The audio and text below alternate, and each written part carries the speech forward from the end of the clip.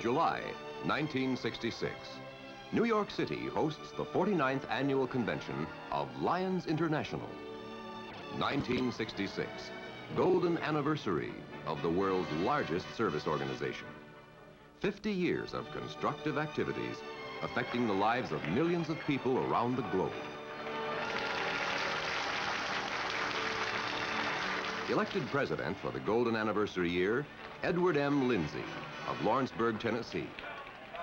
One of his first duties is to call an immediate meeting of the officers and board of directors, for it is this body that will guide the association in all of its endeavors for the coming year.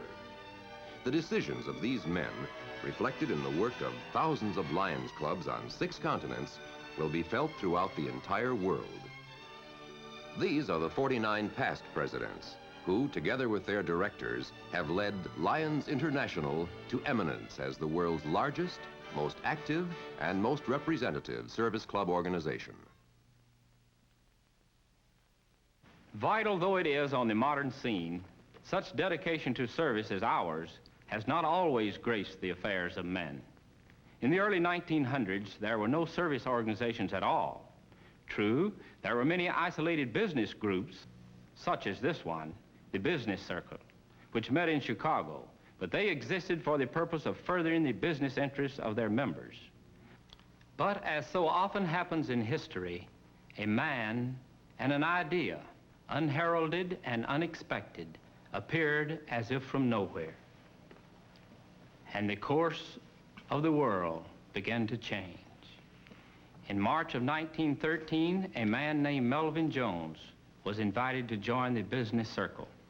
With the perception of a born leader, Melvin Jones soon realized that something was missing. Here, he said to himself, are some of the most prominent men in business and the professions, capable, efficient, and expert in handling their day-to-day affairs. Why cannot these same talents be put to work for the benefit of others? Knowing that there were perhaps thousands of such independent business and professional clubs in the country, Melvin Jones began corresponding with some of them about the possibility of forming an international service organization. His idea struck fire. The response was instantaneous and enthusiastic. Here, in part, is a typical reply. We want first to express our appreciation of the very cordial invitation extended to join hands with the Business Circle in formulating an international organization. This is a very commendable purpose, and one which we heartily endorse. One man, one idea, had unlocked one of mankind's greatest resources, our potential for helping others. After many such responses, Melvin Jones invited club representatives from all over the country to meet in Chicago.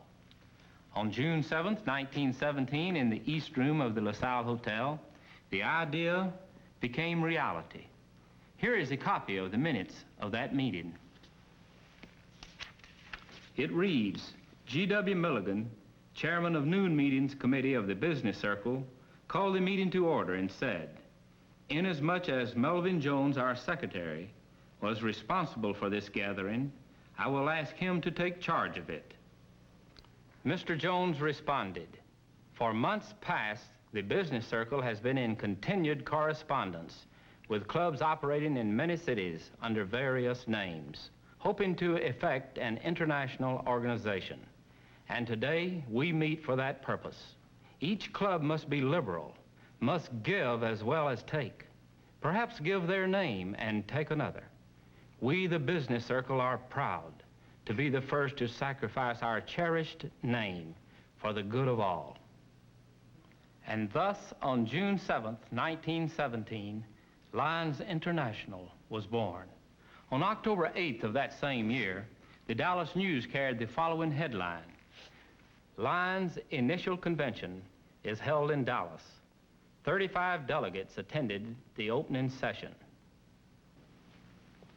After adopting a constitution and bylaws, the convention closed. In later years, the purpose of Lions would be amplified and its functions more particularly defined. But the big step had been taken. One man and one idea had now become as big and as broad as the United States. During the 1919 convention, the association's slogan, objectives, and principles were adopted. In 1920, the idea became truly international with the establishment of a club in Windsor, Ontario, Canada.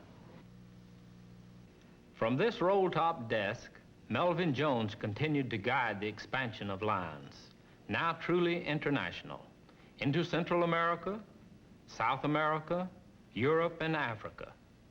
The clubs numbered in the thousands, and the members in the hundreds of thousands. Reports came in daily to the international office of new projects being carried out by Lions around the world. With each club pursuing its own projects to the best of its abilities, the total enrollment grew in both determination and effectiveness. Lions grew in experience, in courage, in strength, in the ability to face problems, no matter how difficult, and solve them for the benefit of our individual communities. And the world took note. In 1925, at the 9th Annual Convention in Cedar Point, Ohio, the blind, deaf Helen Keller came to Lions to plead that we make Work for the Blind a major project. After Miss Keller's stirring plea, this great cause became one of the association's major activities, as effective, as international, as Lions itself. A familiar sight? There is scarcely a community where the white cane of the blind is not as common as blindness itself, inviting special consideration and care. Where did it come from? From an idea. One idea from one Lions club. White canes were distributed to the blind in this club's area, and the idea grew. From this association-wide program came a sweeping series of white cane traffic safety laws, adopted first by cities and eventually by states, and then by governments around the world. Lions' activity in the field of sight conservation spread still further to include the founding of eye banks for corneal transplants. Local U.S. clubs have helped establish 33 such banks. In 1939, the Detroit area Lions founded the Leader Dogs for the Blind Training Center, which has trained dog guides for sightless people around the globe. One idea. In addition to their work for the visually handicapped, many local Lions clubs have been equally active in equally important fields. Polio, cancer, mental retardation, all this in addition to their active sponsorship of individual community projects, which last year alone totaled more than 500,000. On May 24th, 1957, Lions International became the 25th member agency of CARE Incorporated.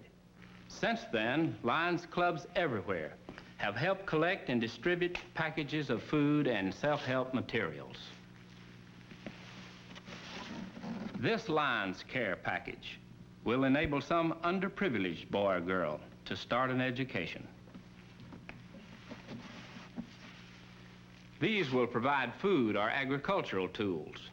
Activities in these areas have been so enthusiastically supported that this year we are unifying our efforts in the Lions Care Friendship Project. At our Golden Anniversary Convention in Chicago this July, the freighter Friendship will dock in the Chicago River and be loaded with packages such as these, packages which have come from Lions clubs around the world. From Chicago, they will be transported abroad and distributed by Lions and Care staffs.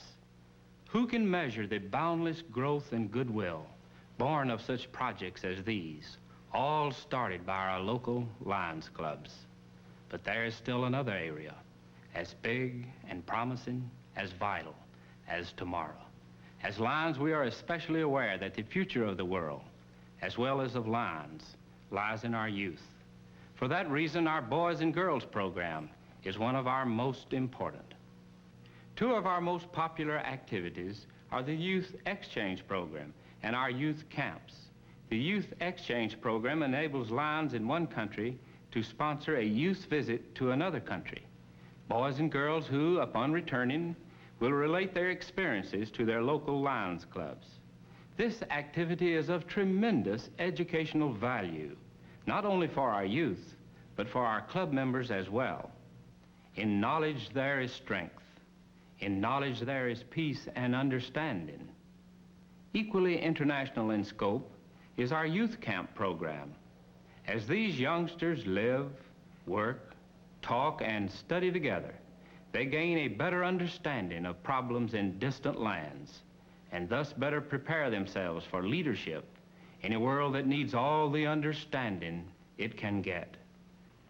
With such a history of dedication to service, and in a world where such dedication is so desperately needed, is it any wonder then that Lionism is steadily growing? We are growing at the rate of more than 1,000 clubs a year, and we will continue to grow because we will continue to serve. And we will continue to serve because our courage and strength have grown with our size. Each new Lion who joins our ranks is faced with challenges and opportunities just as vital as those that faced each member of the old business circle the day it became a member of the new Lions. These men today, like their predecessors, are also dedicated to service and qualified to handle bigger and more sophisticated problems every day. Today, more than ever before, we are truly international in purpose and scope, for the burdens we seek to alleviate have kept pace with our growth in technology. What were once recognized as the responsibilities of the community are now the responsibilities of the community of all men. Men who stand in need of our brotherhood to provide services they cannot provide alone. Today we are forging ourselves into an organization almost 1 million strong, determined to help solve worldwide problems of hunger, disease, illiteracy, and that terrifying lack of understanding between nations that leads them to the brutal controversies of the battlefield. And we can be successful in such endeavors. Our peace essay contest is a concrete example of our determination. It is the inspiration we implant in the youth of today that becomes the action of tomorrow. If peace is to be more than just a shimmering dream, we must reach into these young creative minds and search for what mankind through the ages has failed to provide. Peace has not been found. But does that mean there shall be no beginning? What does it take? An army? A government? Or like Lionism itself, does it need but one idea? An idea that at its inception can be no bigger than one man, but that can grow to be no smaller than the world itself. But one such project is only a start. We still have a responsible commitment to our local communities in an ever-expanding sphere of service. But as the world's largest service organization, we also have a challenge to expand this sphere of service to include the world community. As our founder, Melvin Jones, so aptly stated, the high aspiration to serve, in the fullest sense of the meaning, has been the guiding light of Lionism. It has taught men to be true to their principles and their trusts, and the constructiveness of their work has left its mark on the life of the Lion nations, just as it will leave its mark on the future progress of humanity.